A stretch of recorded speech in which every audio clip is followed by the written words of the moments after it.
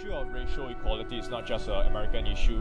Right here in Singapore, in 1964, we had racial riots between the Chinese and Malays, and many lives were lost. And 1964 is also the year that America signed the Civil Rights Act. So this movement, this concerto, is about commemorating the struggle of African Americans. And I use several tunes, several familiar African American tunes.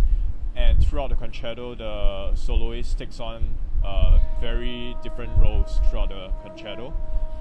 I was very inspired when I was writing the piece. I was very inspired by the nationwide protests of racial injustice in America. We saw the Trayvon Martin, Michael Brown, Tamir Rice, Garner, many other people, unarmed black men who suffered under police brutality. So I was very inspired to write this piece. And we also saw a lot of Black Lives Matter protesters making the news.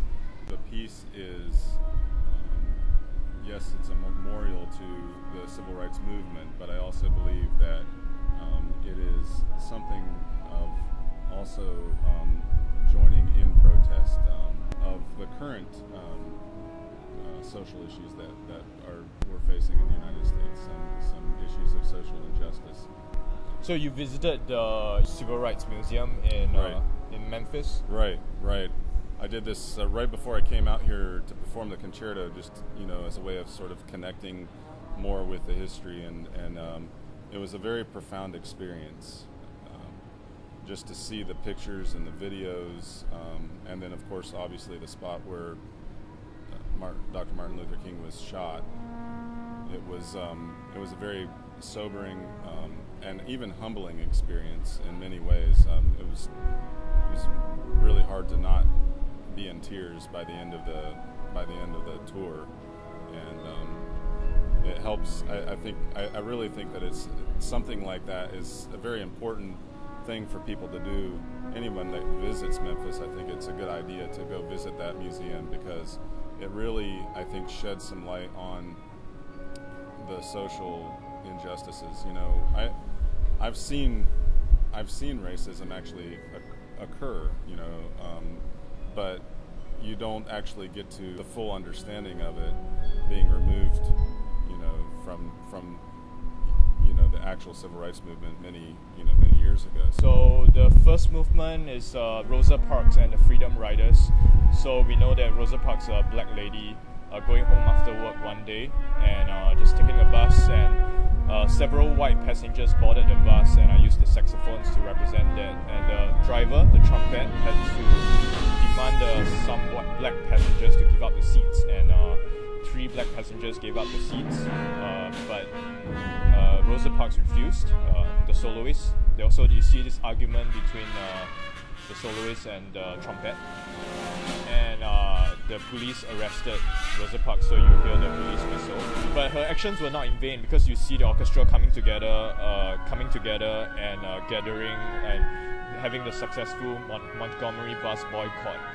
And the Freedom Riders are this group of people that wanted to test a new law, a desegregation law. So they were taking this interstate bus, a Greyhound bus, and trying to test the new law. So one of the bus actually got firebombed, the tires were slashed. So the music kind of starts and stops. And then when another bus arrives at the destination, you see the white supremacists go up and beat up the passengers. So the movement ends with very violent strokes, very, very violent orchestral strokes. And the soloist actually has a cadenza in the first movement. Yeah, it's very challenging. He writes for very extended range of the trombone, so it does go down pretty low for a tenor trombone. It goes down pretty low. Then it builds up and goes up to a high B at the very end, and it's a sustained high B. And then there's these orchestral hits at the end that are violent, and it brings it really to quite a climax at the end of the first movement. So the second movement is remembering the protest at Birmingham. So eyewitness, the trombone, is crying for freedom, oh freedom. And it's a lament, a beautiful lament. And then in the fast movement, we have a very mechanical, motoric music. The trombone starts to play triplets just to signify the police and the white supremacists. Very mechanical. There's a lot of violent orchestra strokes to show the police brutality. The music then builds up to the climax, lift every voice and sing a very famous tune. So that is to show that change is coming. Change is coming. Freedom is finally here. Second movement, and especially the fast section of the second movement, was probably the most uncomfortable part for me to play. As mechanical as it is, it's also pretty wild. I mean, there's incredible leaps from high B naturals down to low B or middle B natural, and back up to high C sharps. So this is the second time that I've performed a concerto with an ensemble, and the first one was with the Derek Bourgeois Trombone Concerto. And the last movement of the Derek Bourgeois Trombone Concerto is really notorious for a very fast triplet section. And Kangyi, in his second movement in the fast section, uses a little bit of some triplets as well in the faster section. The only difference is that his is more disjunct and much higher leaps, very much angular. So it's actually more difficult to perform than the Derek Bourgeois Trombone Concerto, even though the performer's not performing at the same speed that you would perform the Bourgeois Trombone Concerto. Still, the challenge is much more difficult in that the angularity of the line is very challenging. So, and I think that depicts sort of the tumultuous era that existed at that time, and currently still does. So the third movement is about Martin Luther King's very famous "I Have a Dream" speech. I took excerpts from his speech and transcribed to music. I derived tones and rhythm. And so Martin Luther King is represented by the soloist, and the soloist is addressing the orchestra, so the orchestra responds is like the crowd. The orchestra is a crowd. And some of the phrases are like, justice flows down like waters, this nation will rise up, I still have a dream, let freedom ring. So all these are very powerful phrases, and I could derive kind of melodic fragments, and the trombone is just talking. The trombone is a really good instrument because it can do gliss and microtones. The music builds up to a climax with a hybrid melody of "Oh Freedom, go tell it on the mountain."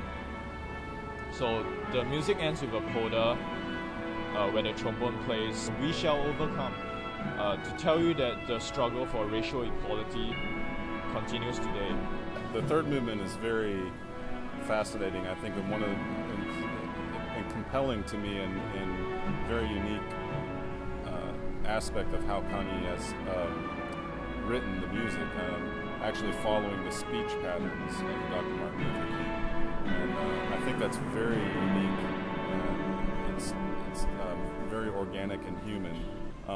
And as he said, the trombone is very close to the human voice and sound, and so you are able to really sort of duplicate these speech patterns very well on the trombone.